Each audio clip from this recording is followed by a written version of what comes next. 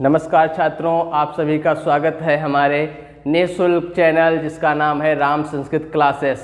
दोस्तों, हमने पिछली वीडियो में स्वर संधि पढ़ा, उसके भेद पढ़ लिए और स्वर संधि को पहचानने के शानदार ट्रिक आप लोगों को वीडियो में उपलब्ध कराए।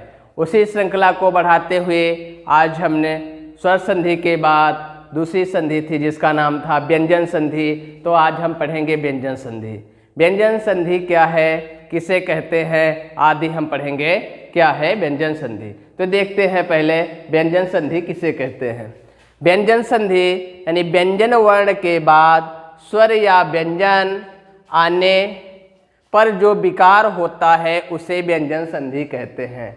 अर्थात जोड़ के पहले यानी कि प्लस के पहले व्यंजन वर्ण होगा और व्यंजन के बाद चाहे स्वर वर्ण आए या व्यंजन वर्ण आए, जब वर्ण आएगा तो उसमें जो मेल होगा तो जो परिवर्तन हो जाएगा तो उसको हम कहेंगे व्यंजन संधि। अर्थात उदाहरण के माध्यम से देखते हैं, जैसे लिखा है वाक प्लस ईसा बराबर क्या हो गया, वागीसा हुआ। इसमें वाक का में क्या है, हलंत है और हलंत युक्त जो वर्ण होता है वह व्यंजन कहलाता है, जैसा कि हम पिछली क्लास में बता चुके हैं। तो एक का क्या है, व्यंजन है, क्योंकि इसमें हलंत लगा हुआ है। यदि हलंत ना लगा रहता तो का में आ होता, यानी कि का में हलंत लगा है अर्थात का क्या है, व्यंजन है। तो व्यंजन के बाद क्या आई है, ई आई है। व्यंजन के बाद चाहे व्यंजन आए या स्वर आए, चाहे स्वर आए या व्यंजन है, तो व्यंजन के बाद क्या आई है, स्वर आया है और जो परिवर्तन हो गया है का हो गया गा, मिलकर बन गया वागीसा। ये क्या हो गया, जो परिवर्तन हो गया इसको कहेंगे हम व्यंजन संधि। क्या कहेंगे, व्यंजन संधि। दूसरा उदाहरण देखते हैं, सत प्लस चित। इसमें देखिए ता है जो व्यंजन है क्योंकि ता में हलंत है, और उसके बाद चित आया है जो चा क्या है, जो चा व्यंजन है, तो सत और चित मिलकर बना गया है सचित। इसमें भी परिवर्तित हुआ, अर्थात स्वर के अर्थात व्यंजन नहीं, व्यंजन के बाद चाहे स्वर आए या व्यंजन आए उसमें जो परिवर्तन हो जाता है उसे हम कहते हैं व्यंजन संधि। और उदाहरण देख लेते हैं, जैसे उत प्लस ज्वल, दा है और जा है और मिल गया उज्ज्वल बना। फिर सत सद प्लस जन मिलकर क्या बना, सज्जन बना।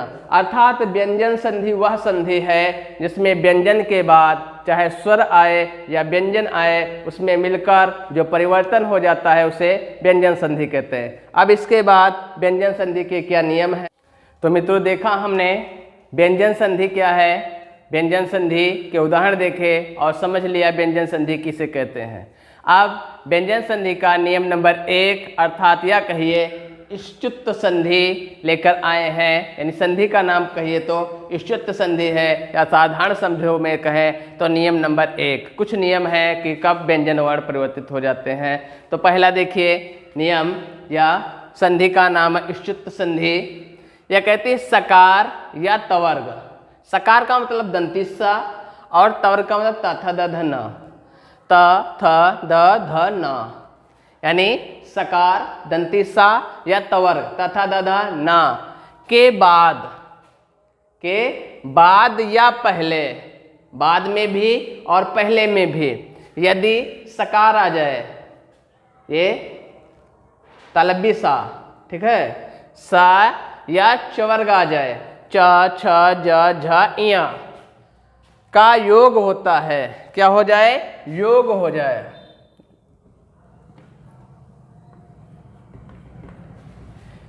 यानी सकार या तवर्ग के पहले या बाद में सकार या चवर्ग का तलबिसा या चवर्ग चा छा जा झा इया का योग होता है, तो सा के स्थान पर यानी जो दंती सा होगा उस स्थान पर तालबी सा हो जाएगा और होगा, है ना। तो यदि ता है तो उसके स्थान पर चा होगा, यदि था है तो उसके स्थान पर छा होगा, यदि दा है तो उसके स्थान पर जा होगा, और यदि धा है तो उसके स्थान पर झा होगा, और यदि ना है तो उसके स्थान पर इया होगा। अर्थात सकार या तवर्ग के बाद यदि सकार या चवर्ग आता है तो पहले वाले या बाद वाले जो सकार या तवर्ग होगा उसके स्थान पर मूर्धन्य सकार और चवर्ग हो जाएगा।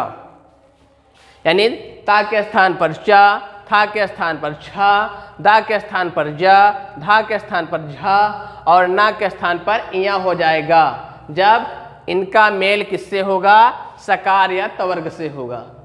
ठीक है, परिवर्तन सिर्फ सकार और चवर्ग का होगा, सकार और तवर्ग का, यानी कि जो सकार होगा सकार में बदल जाएगा और जो तवर्ग होगा वो चवर्ग में बदल जाएगा। इसको और भी हम उदाहरण के माध्यम से समझते हैं, इस समझने में आसानी होगी।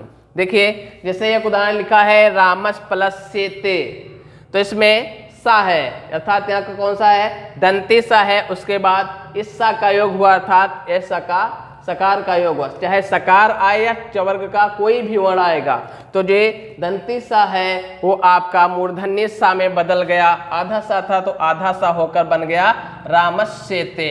देखिए यहाँ पे क्या हो गया, रामस सेते। अब पूछ लेगा रामस सेते में कौन सी संधि है, यदि स्वर संधि, व्यंजन संधि, विसर्ग दिया है तो वहां पर व्यंजन संधि लगाएंगे, यदि और भी गहराई से कठिनता का स्तर बढ़ाता है तो वहां होगा इच्युत संधि होगा।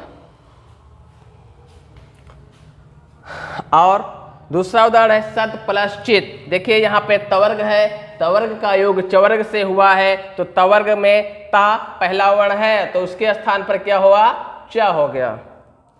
ता के स्थान पर क्या हो गया, च हो गया। ता आधा था तो च आधा भी हो गया, सत का हो गया सच प्लस चित तो बन गया सचित। क्या बन गया, सचित बन गया।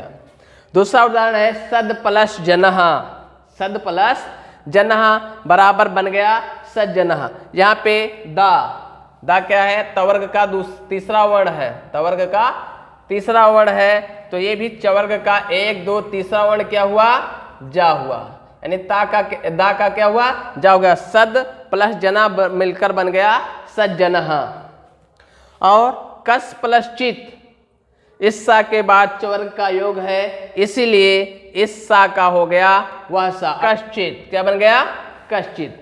इसके बाद और उदाहरण दिए हैं जैसे दुष् प्लस चरित्र बराबर क्या हो गया, दुष्चरित्र। यहाँ पे क्या है, दंती सा है और दंती सा के बाद चवर्ग का योग है इसीलिए यह दंती सा मूर्धन्य सा में बदल गया और बन गया दुष्चरित्र। इसके बाद दूसरा और एक उदाहरण है जैसे उद प्लस ज्वलहा, तो दा का जा हो गया और बन गया उज्ज्वला।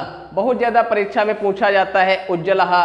उज्ज्वला शब्द जो है वेरी वेरी मोस्ट इंपॉर्टेंट है और पूछा जाता है उज्ज्वल कैसे, सही क्या है, शुद्ध वर्तनी में भी पूछा जाता है उज्ज्वल कैसे लिखा जाता है। इसलिए देखिए उज्ज्वल उत प्लस ज्वल से मिलकर बन गया है उज्ज्वल। इसके बाद अगला है शब्द उत प्लस चारणम मिलाकर बन गया है उच्चारणम।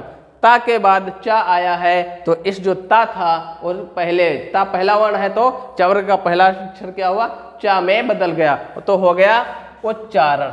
अर्थात साधारण भाषा में कहा जाए तो यह संधि नियम यह है कि यदि सकार और तवर्ग यानी कि जो दंती सा है और तवर्ग है ता था दा धा ना के पहले या बाद में बदल जाएगा और जो तवर्ग होगा ता था दा धा ना वह चवर्ग चा छा जा झा या में बदल जाता है। इस संधि का नाम है इष्टुत संधि और इस संधि का जो सूत्र है उसे कहते हैं स्तो चुनाश्चु।